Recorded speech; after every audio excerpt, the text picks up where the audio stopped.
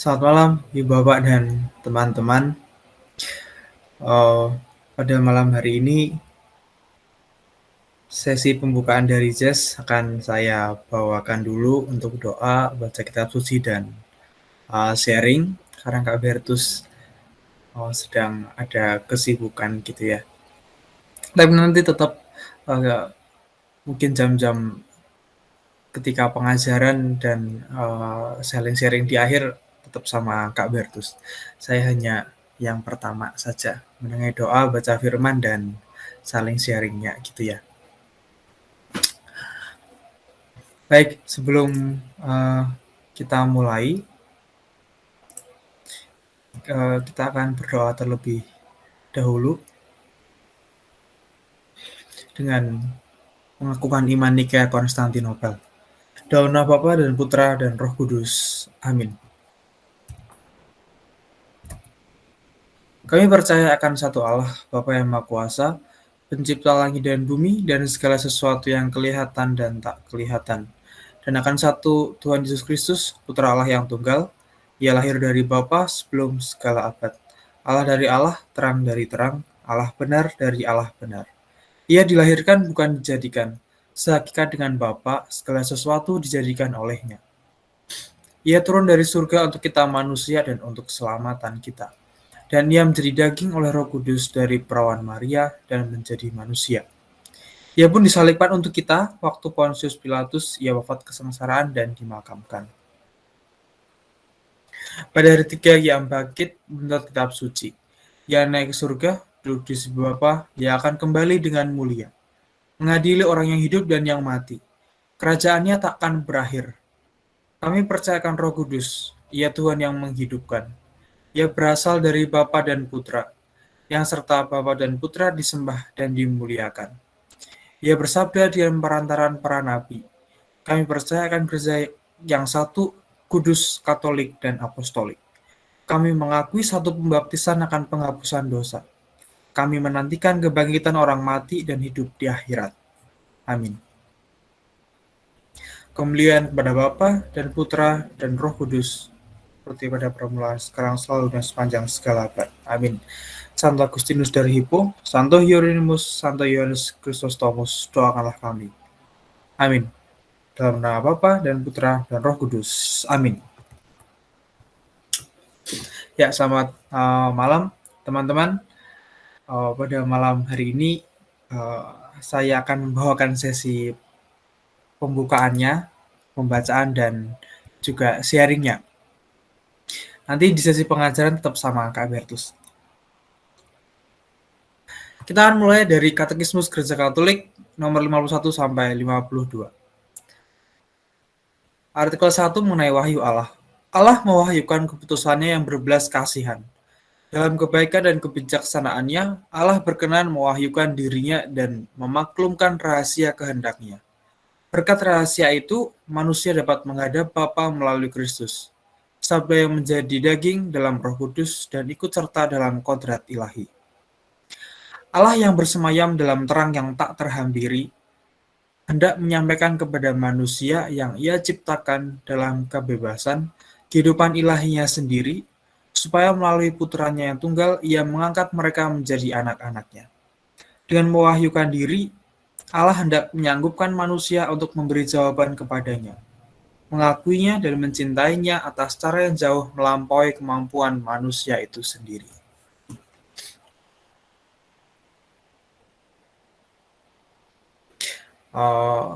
Baik, saya akan mulai dengan membacakan yang ganjil dan silakan teman-teman membacakan yang genap. Saya mulai. Kejadian 38 ayat 1 sampai 30, Yehuda dan Tamar. Pada waktu itu, Yehuda meninggalkan saudara-saudaranya dan menumpang pada seorang adulam yang namanya Hira.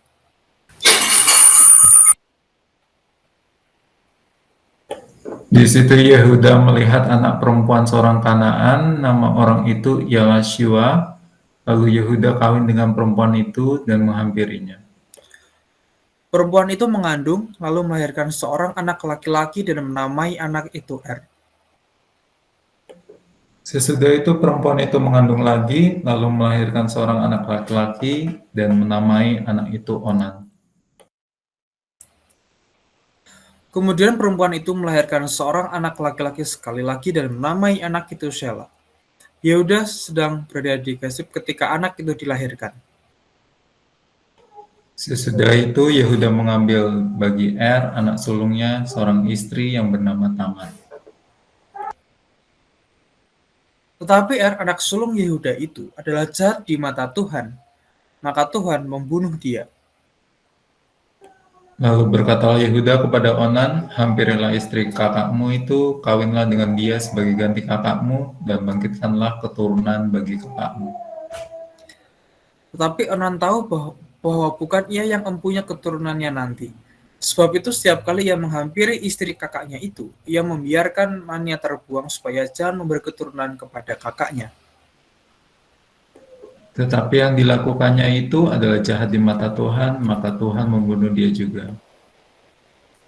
Lalu berkatalah Yehuda kepada Tamar, menantunya itu, tinggallah sebagai janda di rumah ayahmu sampai anakku Shelah itu besar. Sebab pikirnya, jangan-jangan ia mati seperti kedua kakaknya itu. Maka pergilah Tamar dan tinggal di rumah ayahnya. Setelah beberapa lama matilah anak Syua istri Yehuda. Habis berkabung pergilah Yehuda ke Timna kepada orang-orang yang menggunting bulu domba-dombanya bersama dengan Hira sahabatnya orang Adulam itu. Ketika dikabarkan kepada Tamar, bapak mertuamu sedang di jalan ke Timna untuk menggunting bulu domba-dombanya. Maka ditanggalkannya lah pakaian kejandaannya, ia bertelekung dan berselubung lalu pergi duduk di pintu masuk ke Enaim yang di jalan ke Timna. Karena dilihatnya bahwa Shelah telah menjadi besar dan dia tidak diberikan juga kepada Shelah itu untuk menjadi istrinya. Ketika Yehuda melihat dia, disangkanyalah dia seorang perempuan sundal karena ia menutupi mukanya. Lalu berpalinglah Yehuda mendapatkan perempuan yang di pinggir jalan itu, serta berkata, marilah aku mau menghampiri engkau, sebab ia tidak tahu bahwa perempuan itu menantunya. Tanya perempuan itu, apakah yang akan kau berikan kepadaku jika engkau menghampiri aku? Jawabnya, aku akan mengirimkan kepadamu seekor anak kambing dari kambing dombaku. Kata perempuan itu, asal engkau memberikan tanggungannya sampai engkau mengirimkannya kepadaku. Tananya, apakah tanggungan yang harus kuberikan kepadamu? Jawab perempuan itu, cap materai serta kalungmu dan tongkat yang ada di tanganmu itu. Lalu diberikannya semuanya itu kepadanya, maka ia menghampirinya. Perempuan itu mengandung daripadanya. Bangunlah perempuan itu, lalu pergi, ditanggalkannya telekungnya dan dikenakannya pula pakaian kejandaannya. Adapun Yehuda yang mengirimkan anak kambing itu dengan perantaraan sahabatnya orang Adulam itu untuk mengambil kembali tanggungannya dari tangan perempuan itu, tetapi perempuan itu tidak dijumpainya lagi. Ia bertanya-tanya di mana tinggal perempuan itu. Di manakah perempuan jalang yang duduk tadi di pinggir jalan di Enaim itu? Jawab mereka, tidak ada di sini perempuan jalang.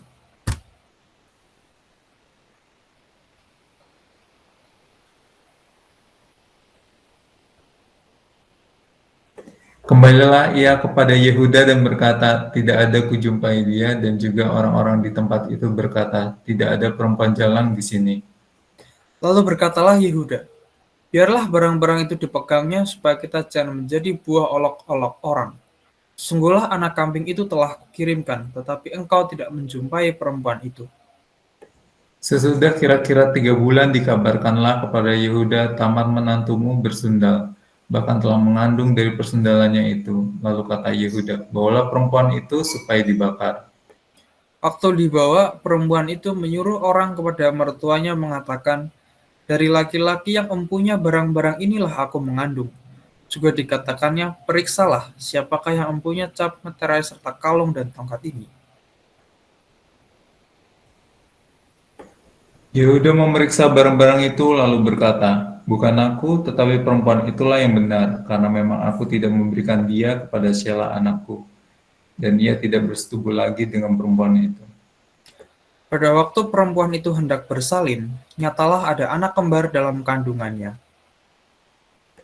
Dan ketika ia bersalin, seorang dari anak itu mengeluarkan tangannya, lalu dipegang oleh bidan. Diikatnya dengan benang kirmisi, serta berkata, inilah yang lebih dahulu keluar. Ketika anak itu menarik tangannya kembali, keluarlah saudaranya laki-laki dan bidan itu berkata, "Alangkah kuatnya engkau menembus keluar." Maka anak itu dinamai Peres. Sesudah itu keluarlah saudaranya laki-laki yang tangannya telah berikat benang kirmisi itu, lalu kepadanya diberi nama Zera. Demikianlah sabda Tuhan ya, syukur kepada Allah. Syukur kepada Allah. Nah, kita sudah membaca mengenai Yehuda, Tamar, dan saudara-saudaranya, Onan, Sela, Er juga. Nah, silahkan teman-teman mau sharing kesaksian atau pertanyaan. Karena nanti kalau pertanyaan yang menjawab Kak Bertus, sehingga saya sih hanya mencatat saja apa yang ditanyakan. Silakan, teman-teman. Silakan. Ini mau sharing. Saya coba memicu. Itu sudah ada ini ya, mungkin sudah ada tuntunannya ya, 4 poin itulah kira-kira berikut malam hari ini sebenarnya. Jadi yang pertama pembuka, yaitu pernikahan Yehuda dan 3 orang anaknya, lalu Er dan Onan mati karena kejahatannya, lalu Tamar bersundal dan akhirnya Yehuda tidur dengan Tamar, dan dari Tamar lahirlah Peres dan Zerah, gitu ya. Zerah keluar duluan, tapi Peres terus masuk lagi, baru Peres keluar. Nah, itu kira-kira begitu. Silakan. Kalau misal sharingnya agak sedikit, memang malam hari ini bisa dibilang agak vulgar ya pembahasan. Gitu. Materi juga akan saya sampaikan pun juga sebenarnya agak vulgar. Jadi akan ada peringatan nanti. Saat masuk materi akan ada peringatan bahwa kontennya sedikit, bukan sedikit lagi, kontennya memang konten dewasa yang akan disampaikan malam hari ini. Jadi kalau misalnya teman-teman, Bapak Ibu teman-teman mau men-sharingkan sesuatu tapi mungkin malu-malu karena yang di dalam pikirannya adalah sesuatu yang vulgar gitu ya, saya pikir tidak apa-apa, karena memang kesempatan malam hari ini sesuatu yang saya sampaikan pun nanti juga kemungkinan besar berisi sesuatu yang vulgar. Monggo, silakan. Saya Mas. Silakan. Oke. Ya, ini saya nanggepin yang ayat 1-5 itu yang Yehuda menikahi perempuan Kanaan. Ini apakah apakah rentetan dari peristiwa yang di ayat-ayat sesudahnya itu merupakan pelanggaran karena Yehuda mengambil perempuan dari Kanaan kah? Atau gimana? Itu udah ada larangan nggak boleh ngambil perempuan dari Kanaan gitu ya?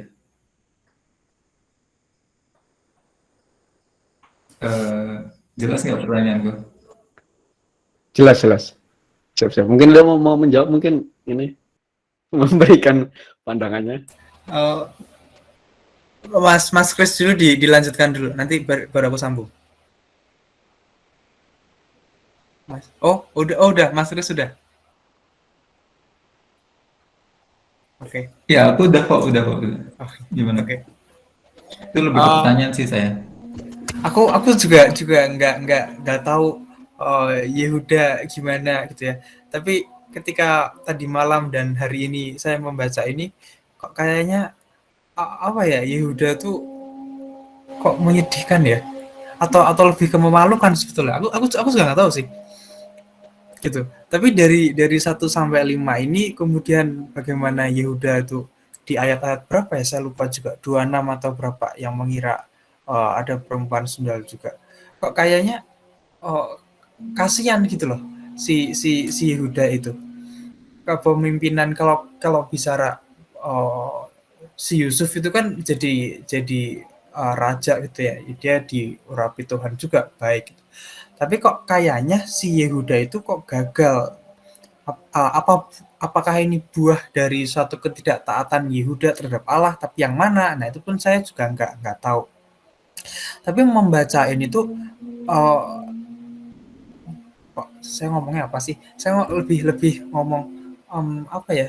Standar atau dalam tanda kutip moralitas zaman itu tuh kayak longgar banget, seperti nggak ada batasannya, dan itu sangat kontras dengan Yusuf gitu. Kalau kita melihat sosok Yusuf yang polos apa adanya di mata Tuhan gitu ya. Eh, dan barangkali dari kisah ini pun mungkin ini dosa yang dialami oleh semua orang, dosa yang masih sangat real dialami dunia ini juga sampai saat ini. Barangkali diletakkan di banyak konteks tuh ya tetap aja ada itu, perebutan kekuasaan atau oh, apa ya, kehancuran seorang seorang leader, seorang pemimpin itu dari oh, begini-begini itu juga banyak. Jadi walaupun ini kejadian, tapi si Yehuda itu bagi saya sendiri sudah memberikan contoh bagaimana dia itu, ya saya melihat dia lebih ke kasihan ya. Kalau saya jadi Yehuda mungkin malu juga kali ya, gitu. Tapi kenapa sih Yehuda sampai kayak gitu? Apakah ada buah karena ketidaktaatan dia dengan Allah atau yang lain? Itu saya juga nggak tahu tuh. Gitu sih. Itu juga sharing dari saya ya, bukan yang menanggapi Mas Kris, wah bagiannya Kak Bertus gitu. Thank you Mas Kris, Kak Bertus juga nanti akan dijawab. Oke, silahkan teman-teman yang lain ada yang mau di-sharingkan atau mungkin ditanyakan juga. Ya, mungkin sedikit menjawab tadi yang Mas Kris ada pertanyaannya ya. Nah, apakah di saat itu sudah ada hukum bahwa tidak boleh menikahi perempuan asing? Itu belum ada, hukum tertulisnya belum ada. Itu nanti di Musa yang membawa itu pertama kali, agar laki-laki Israel dilarang menikahi perempuan asing. Nah, dan itu menarik juga itu. Tidak ada hukum yang mengatakan bahwa perempuan Israel dilarang menikahi laki-laki asing, itu tidak ada. Tapi laki-laki Israel dilarang menikahi perempuan asing. Nah, itu nanti pembahasan di kitab Keluaran kalau saya tidak salah. Nah, tapi di sini belum ada. Tapi kalau kita lihat kisah-kisah sebelumnya seperti kisah Esau, gitu ya. Nah, Ishak dan Ribka itu tidak senang ketika Esau mengambil perempuan asing, ketika Esau mengambil perempuan Kanaan. Itu tidak senang mereka. Jadi di zaman itu jelas bahwa masih kuat pernikahan antar sanak saudara. Itu bukan saudara kandung gitu ya, tapi pernikahan antar sepupu mungkin, atau mungkin saudara jauh tapi masih ada hubungan darah dengan kakek kita atau dengan buyut kita gitu. Itu masih sangat kental gitu. Karena apa? Karena yang pernah saya bahas itu menyangkut iman sebenarnya. Jadi sanak saudara itu lebih mengenal iman anak-anak Yakub daripada yang bukan sanak saudara. Nah, harapannya adalah dengan mereka yang lebih mengenal iman anak-anak Yakub, maka mereka juga akan mengikuti iman anak-anak Yakub yang menyembah YHWH itu tadi, yang menyembah satu Allah yang benar, bukan lagi menyembah seperti sesembahan orang Kanaan yang menyembah dewa-dewa pagan gitu ya, yang menyembah patung-patung, dewa-dewa pagan, dewi kesuburan, dewa matahari dan sebagainya macamnya. Nah, itu menyangkutnya semuanya ke sana. Jadi menyangkut masalah iman. Nah, jadi memang secara tidak langsung seakan orang yang menikah dengan bangsa asing yang bukan sanak saudara itu dianggap melakukan sesuatu yang tidak baik sebenarnya. Tapi belum ada hukum tertulis tentunya. Nah, itu yang pertama. Lalu tadi yang Leo sampaikan juga menarik gitu. Kenapa kok sampai seakan Yehuda ini kasihan sekali gitu ya. Dia punya 2 orang anak, dua-duanya meninggal gitu. Nah, bisa jadi ya kan. Ini sebenarnya kita bisa lihat perikop sebelumnya. Perikop sebelumnya bicara tentang penjualan Yusuf. Gitu. Dan yang memberikan ide untuk Yusuf dijual, dengan kata lain, yang mencoba menolong Yusuf tapi setengah-setengah dan akhirnya gagal gitu ya, dalam tanda kutip gagal, akhirnya Yusuf dijual, dan yang menipu bapaknya adalah Yehuda. Gitu. Nah, jadi sekarang sebenarnya nanti juga akan saya bahas, Yehuda itu menuai apa yang dia tabur. Apa yang dia tabur, apa yang dia lakukan kepada Yusuf, adiknya, dan apa yang dia tabur, yang dia lakukan kepada Yakub, bapaknya. Nah, dia menuai sekarang. Nah, itu detailnya nanti akan saya bahas. Di pada materi itu ada.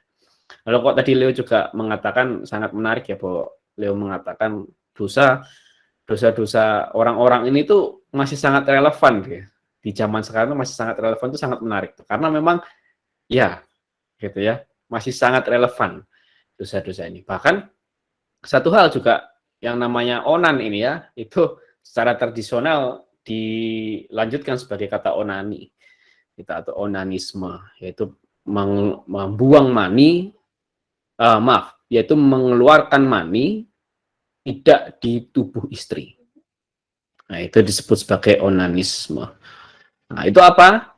Nah, nanti juga akan saya jelaskan. Apakah pengertiannya sama juga dengan onani yang kita pikirkan sekarang, gitu ya? Nah, itu juga ada penjelasannya. Nah, terima kasih, Le. Mungkin itu. Terima kasih Kak Virtus. Ini sharing-sharing awal, jadi silakan teman-teman yang lain, apa yang bisa ditangkap dari bacaan ini. Hari ini kita membahas mengenai Yehuda dan Tamar.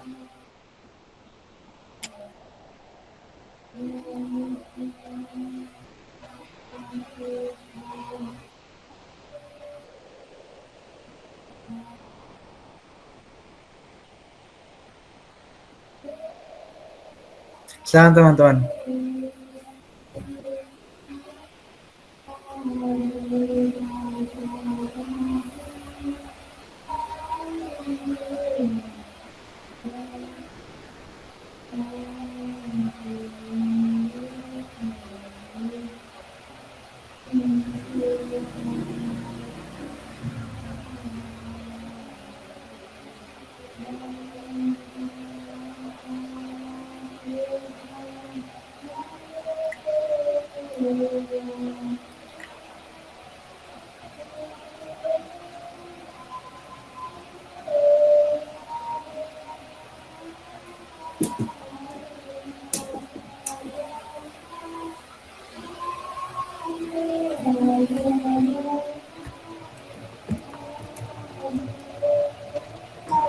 Mungkin bisa ditampilkan daftar pertanyaannya tuh ya, biar ini. Oh iya betul.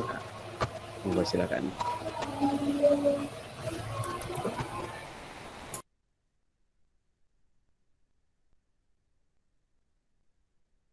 Nah, mungkin untuk membantu sharing gitu ya. Ini sebenarnya perikop malam hari ini itu tentu ada hubungannya dengan perikop sebelumnya, kejadian 37, dan ada hubungannya dengan kejadian 39. Nah, itu ada paralelisasinya. Ada hubungannya sebenarnya. Gitu. Jadi apa yang Yehuda rasakan sekarang itu yang dia tuai atas apa yang dia tabur di pasal sebelumnya, pasal 37, dan itu pun juga dibandingkan apa yang Yehuda alami saat ini itu dibandingkan dengan apa yang Yusuf alami di pasal 39. Nah, itu menarik. Makanya ini sebenarnya aneh ini kisah ini. Gitu kan? Yusuf sebenarnya kalau seandainya kejadian 38 hilang tidak ada, kisah di Alkitab itu lebih mulus. Karena 37 Yusuf dijual, langsung diceritakan Yusuf di Mesir seperti apa. Gitu ya kan? Tapi ini enggak. Pasal 37 dikisahkan Yusuf itu dijual, pasal 38 tiba-tiba ceritain tentang Yehuda gitu, yang enggak ada hubungannya dengan Yusuf sama sekali gitu. Terus pasal 39 melanjutkan pasal 37. Itu bagaimana kondisi Yusuf di Mesir. Nah, kenapa kok bisa seperti itu? Karena itu tadi. Ini ada hubungannya sebenarnya dengan pasal 37 dan ada hubungan dengan pasal 39. Nah, siapa tahu dari sana muncul insight-insight menarik ya. Monggo silakan.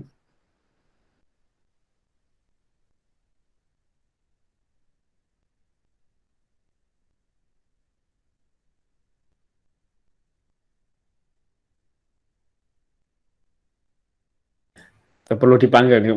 Kopi itu ada komentator nih, belum berkomentar. Atau ada Jos, silakan Jos, Krisna, monggo silakan. Bang Ambo, monggo. Ya, apa ya? Em, ya menarik aja ketika kan itu kan diceritakan kan eh, Tamar eh, bersundal gitu ya, dan maksudnya eh, akhirnya kan kalau nggak salah tadi di yang ke disebutkan di satu ayat di ayat ke-18 kalau nggak salah kan dia udah ngasih apa namanya, aku jadi lupa. Coba ini aku juga teruskan lagi.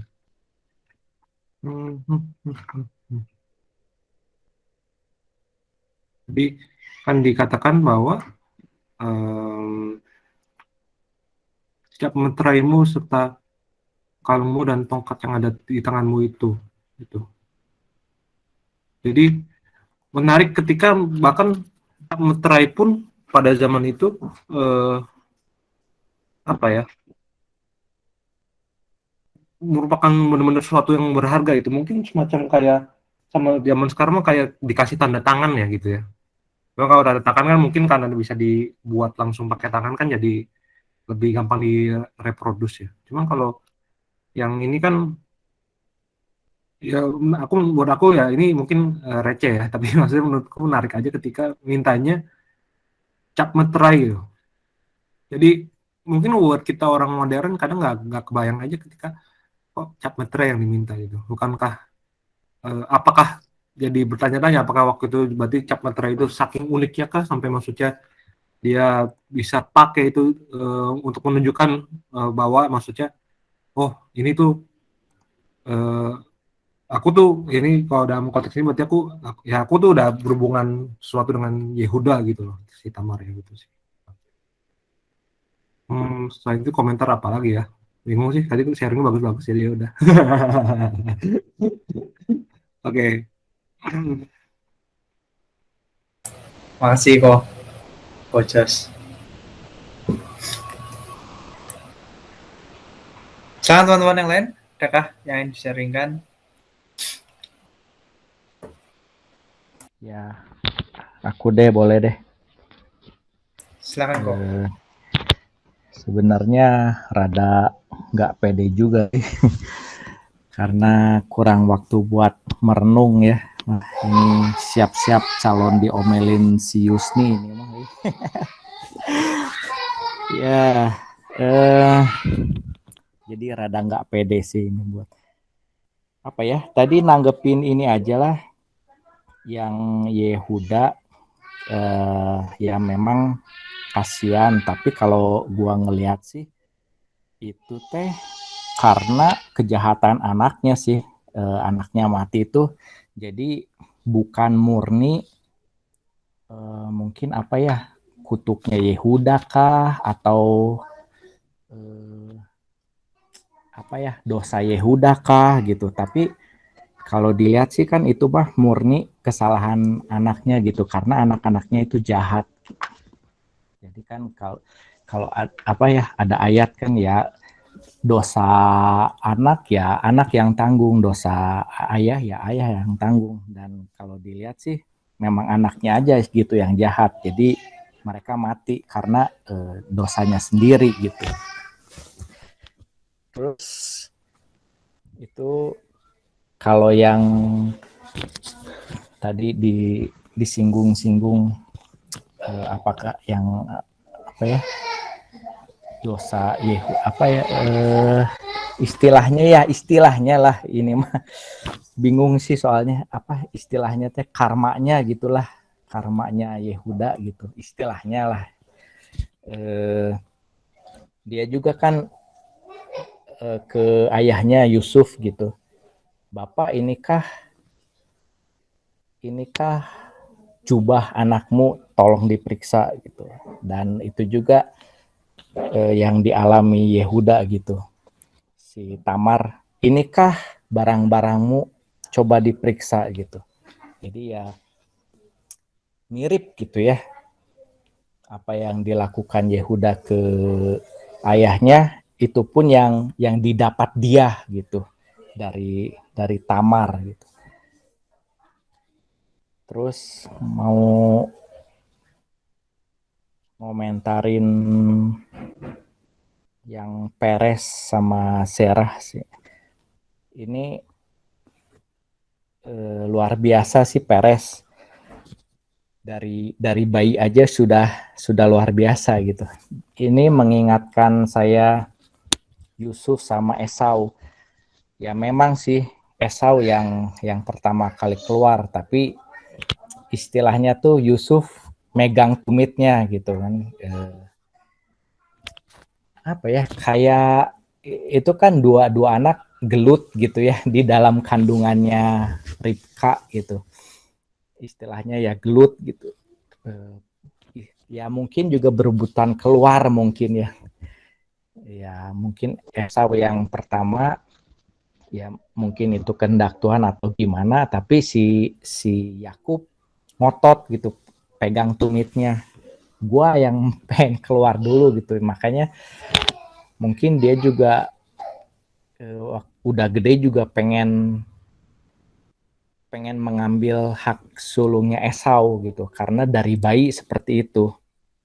Nah, ini juga seperti Peres dan Zerah gitu.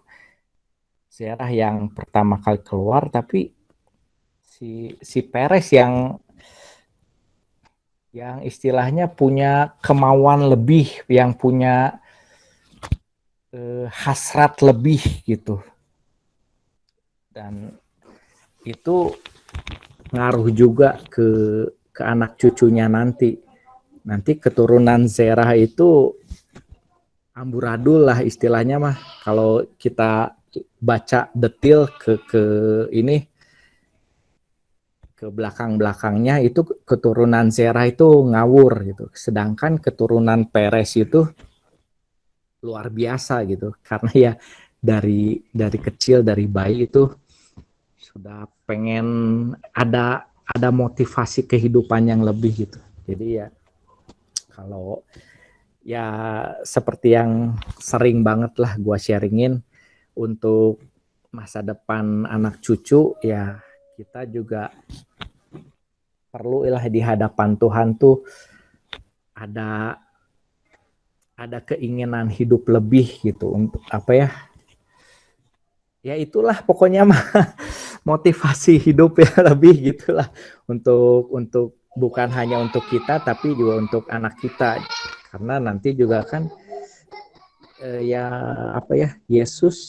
Tuhan Yesus juga dari Peres ya kalau nggak salah tuh, dari Peres dari Peres. Benar. Soalnya ya benar ya bro. Soalnya keturunan Zerah mah ngawur soalnya kalau dibaca lebih lanjut gitu. Ya mungkin itu aja sih. Thank you. Thank you, Ko Peter. Oh, bisa ya kayak gitu ya? Katanya kurang merenung, tapi itunya sharingnya sampai saya catat gitu. Thank you, Ko Peter.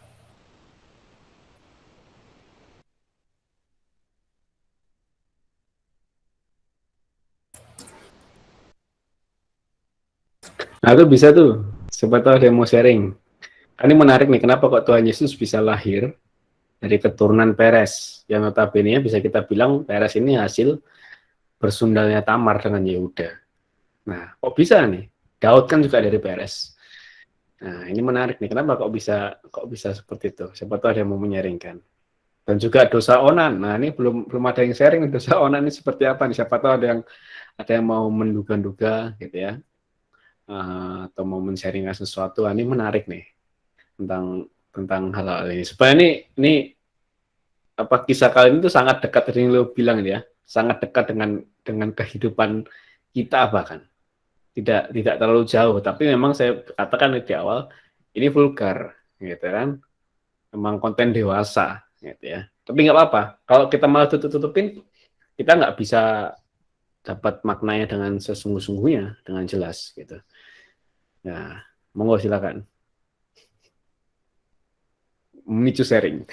Siapa tahu ada yang mau sharing lagi. Oh, oke. Tadi aku masih menunggu, aku pikir akan ada instruksi sedikit. Oh, karena mungkin sudah tidak ada yang sharing ya. Nah, ini mungkin kita lanjut saja ke materi ya. Siapa tahu dari materi akan muncul insight yang menarik.